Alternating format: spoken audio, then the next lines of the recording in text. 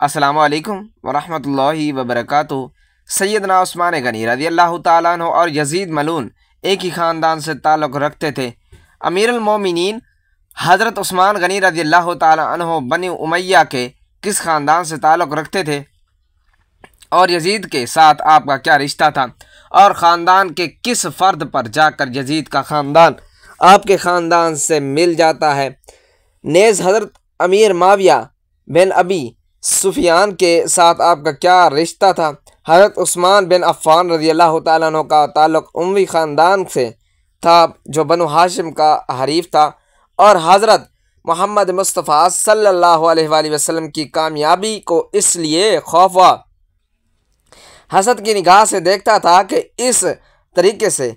عرب کی سعادت کی باغ بنو امیہ کے ہاتھ سے نکل کر بنو ہاشم کی دست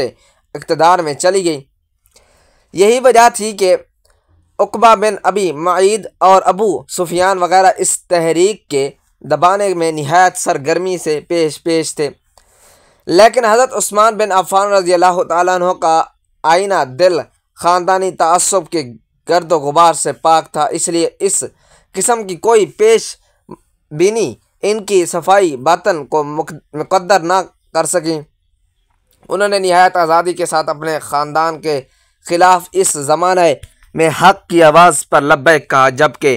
صرف 35 تا 36 مرد اس شرف سے مشرف ہوئے تھے۔ حضرت عثمان غنی رضی اللہ تعالیٰ عنہ 576 عیسوی یعنی عام الفیل کے واقعے سے تقریباً 6 سال بعد طائف میں پیدا ہوئے۔ آپ عشرہ مبشرہ یعنی ان 10 صحابہ کرام میں سے تھے جن کو اللہ تعالیٰ نے دنیا میں ہی جنت کی بشارت دے دی تھی۔ آپ کی 4 بیویوں سے 9 بچے تھے اور ان سب سے نمایاں آپ کے 4 بیٹے تھے۔ حضرت عثمان غنی رضی اللہ تعالیٰ عنہ کو ذی النورین کہا جاتا ہے، یعنی 2 نور والا،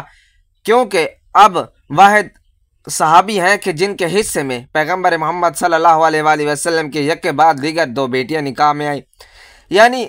حضرت سیدنا رقیہ رضی اللہ تعالیٰ عنہ اور سیدنا ام کلثوم رضی اللہ تعالیٰ عنہ آپ کے نکاح میں آئی۔ اور اب تک کی تمام روایات سے یہی ثابت ہوتا ہے کہ آپ تاریخی انسانی کے وہ واحد شخصیت ہیں جس کو یہ شرف حاصل ہوا کہ اس کے نکاح میں کسی بھی نبی کی 2 صاحبزادیاں آئیں، بلکہ حضرت محمد مصطفیٰ صلی اللہ علیہ وآلہ وسلم نے فرمایا، اگر میری 4 بیٹیاں ہوتی تو میں چاروں کا نکاح حضرت عثمان غنی رضی اللہ تعالیٰ عنہ سے کرتا۔ آپ قریش کے انتہائی مالدار انسان تھے، اتنے مالدار تھے کہ جب مدینہ طیبہ ہجرت کے بعد مسلمانوں کو پانی کا مسئلہ درپیش آیا تو آپ نے ایک یہودی سے 20,000 درہم کے عوض ایک کنواں خرید کر مسلمانوں کے لیے وقف کر دیا تھا۔ 20,000 درہم اس دور کی ایک خطیر رقم تھی جو شاید ہی اس وقت اسلام قبول کرنے والے کسی مسلمان کے پاس ہوگی۔ آپ کی اس سخاوت کی وجہ سے حضرت محمد صلی اللہ علیہ وآلہ وسلم نے آپ کو غنی کا لقب عطا فرمایا۔ آپ کے والد عفان بن ابو العاص تھے جو کہ 6 صدی عیسوی میں عرب کی ایک مایہ ناز مالدار تاجر تھے جن کے پاس سینکڑوں قافلے عرب سے مختلف ملکوں میں تجارت کی غرض سے جاتے تھے۔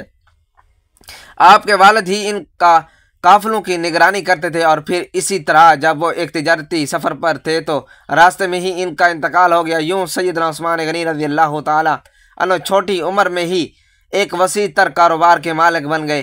عثمان غنی کے دادا ابو العاص تھے۔ ابو العاص کے 3 بیٹے عفان، الحکم اور مغیرہ تھے، یعنی حضرت عثمان کا شجرہ یوں بنتا ہے کہ عثمان بن عفان، ابو العاص بن امیہ۔ یہ امیہ وہی ہے جس نے خاندان بنو امیہ کی بنیاد بنی، اور اسی لحاظ سے دیکھا کہ 6 صدی عیسوی میں عرب کی ایک مایہ ناز مالدار تاجر تھے جن کے پاس سینکڑوں قافلے عرب سے مختلف ملکوں میں تجارت کی غرض سے جاتے تھے۔ آپ کے والد ہی ان قافلوں کی نگرانی کرتے تھے، اور پھر اسی طرح جب وہ ایک تجارتی سفر پر تھے تو راستے میں ہی ان کا انتقال ہو گیا۔ یوں سیدنا حضرت عثمان غنی رضی اللہ تعالیٰ عنہ چھوٹی عمر میں ایک وسیع تر کاروبار کے مالک بن گئے۔ عثمان غنی کے دادا ابو العاص تھے۔ ابو العاص کے 3 بیٹے عفان، الحکم اور مغیرہ تھے، یعنی حضرت عثمان کا شجرہ یوں بنتا ہے کہ عثمان بن عفان بن ابو العاص بن امیہ۔ امیہ وہی تھا جن سے خاندان بنو امیہ کی بنیاد بنی، اور اسی لحاظ سے یہ دیکھا جائے تو حضرت عثمان غنی خاندان بنو امیہ کی ایک اہم ترین شاخ کا حصہ تھی، اور اسی خاندان بنو امیہ کی ایک شاخ سے بد کردار یزید ملعون پیدا ہوا، جس نے حضرت محمد مصطفیٰ صلی اللہ علیہ وآلہ وسلم کے نواسے حسن حسین رضی اللہ تعالیٰ عنہ کو کربلا کے میدان میں ناحق شہید کروا دیا۔ الحکم المغیرہ آپ کے سگے چچا ہیں۔ جب ان کو اپنے بھتیجے کے اسلام قبول کرنے کے بارے میں علم ہوا تو انہوں نے آپ کے اوپر ظلم و ستم کے پہاڑ توڑ دیے، حتیٰ کہ وہ آپ کو کچی کھال میں لپیٹ کر آپ پر تشدد کرواتے تھے کہ کسی طرح سے آپ اسلام سے متنفر ہو جائیں اور مشرکانہ زندگی کی طرف واپس لوٹ آئیں۔ لیکن آپ نے اسلام کو قبول کرنے کے بعد ہر ظلم و ستم کو برداشت کرنا تو گوارا کر لیا، لیکن اسلام اللہ تعالیٰ کے نبی حضرت محمد صلی اللہ علیہ وآلہ وسلم کی رفاقت کو چھوڑنا اور ترک کرنا قبول نہ فرمایا، حتیٰ کہ آپ کو اپنا آبائی وطن بھی چھوڑ کر کہیں اور جانا پڑا۔ جب آپ امیر المومنین بنے تو آپ اکثر کہا کرتے تھے کہ مجھے اپنے خاندان سے اہل بیت اطہار کے بغض اور دشمنی کی بو آتی ہے۔ آپ نے ہائے دوراندیشی، صوفی طبیعت اور درویش صفت انسان تھے۔ محترم ناظرین، یہاں ایک اور بات بھی بتاتے چلیں کہ مروان جو آپ کے دور حکومت میں آپ کا مشیر خاص تھا، وہ آپ کے سگے چچا ابو الحکم کا بیٹا تھا۔ اس لحاظ سے آپ کا چچا زاد بھائی بھی تھا۔ ابو العاص کے تینوں بیٹوں کے علاوہ دو بیٹیاں، جن میں سے ایک کا نام صفیہ تھا جس کی شادی ابو سفیان سے ہوئی تھی، جن میں سے ان کی ایک بیٹی ام حبیبہ پیدا ہوئی، اور یہ وہی ام حبیبہ ہیں جنہیں حضرت محمد مصطفیٰ صلی اللہ علیہ وآلہ وسلم کے نکاح میں آنے کا بہت شرف حاصل ہوا۔ یعنی ام حبیبہ بھی رشتے کے اعتبار سے حضرت عثمان غنی رضی اللہ تعالیٰ عنہ کے چچی زاد بہن تھی۔ اگر بنو امیہ کے سب سے اہم اور حکمران خاندان کی بات کریں تو اس خاندان کا جد امجد حرب ابن امیہ تھا، جو کہ امیر المومنین حضرت عثمان غنی رضی اللہ تعالیٰ عنہ کے خاندان کے جد امجد ابو العاص کا سگا بھائی تھا، اور حرب بن امیہ کی وجہ شہرت اس کا بیٹا ابو سفیان بن حرب تھا۔ یعنی امیر المومنین حضرت عثمان غنی رضی اللہ تعالیٰ عنہ کی پردادا اور ابی سفیان بن حرب کے دادا ایک ہی شخص یعنی بنو امیہ بن عبد الشمس تھے۔ ابو سفیان نے فتح مکہ پر اسلام قبول کیا تھا، لیکن اسلام قبول کرنے سے پہلے وہ حضرت محمد مصطفیٰ صلی اللہ علیہ وآلہ وسلم کا سب سے بڑا دشمن تھا۔ آپ حضرت امیر معاویہ کے والد اور یزید ملعون کے دادا تھے۔ محترم ناظرین، ذرا غور فرمائیں تو معلوم ہوتا ہے کہ بنو امیہ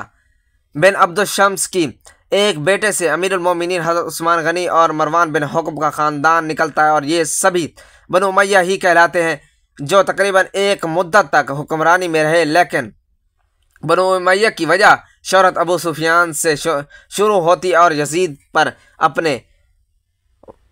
آپ صلی اللہ علیہ وآلہ وسلم کی نبوت کا انکار کر دیا تھا کہ اگر نبوت ہوتی تو بنو ہاشم کی بجائے بنو امیہ سے ہوتی، تو حضرت محمد مصطفیٰ صلی اللہ علیہ وآلہ وسلم کے فرمان کے مطابق جس کو اللہ تعالیٰ ہدایت دے دیتا ہے اس کو کوئی گمراہ نہیں کر سکتا، اور جس کو اللہ تعالیٰ گمراہ کر دیتا ہے تو اس کو ہدایت کون دے سکتا ہے۔ اسی کے مصداق حضرت عثمان غنی رضی اللہ تعالی عنہ بنو امیہ جیسے متبر پسند آدمی خاندان سے ہونے کے باوجود حضرت محمد مصطفیٰ صلی اللہ علیہ وآلہ وسلم کے جانثار اور صف اول کے صحابہ کرام میں شمار ہوئے، بلکہ مسلمانوں کے خلیفہ بھی بنے رہے، اور انہوں نے دنیا میں ہی حضرت محمد مصطفیٰ صلی اللہ علیہ وآلہ وسلم کی زبان اطہر سے جنت کی بشارت بھی پائی، اور ایک بار نہیں بلکہ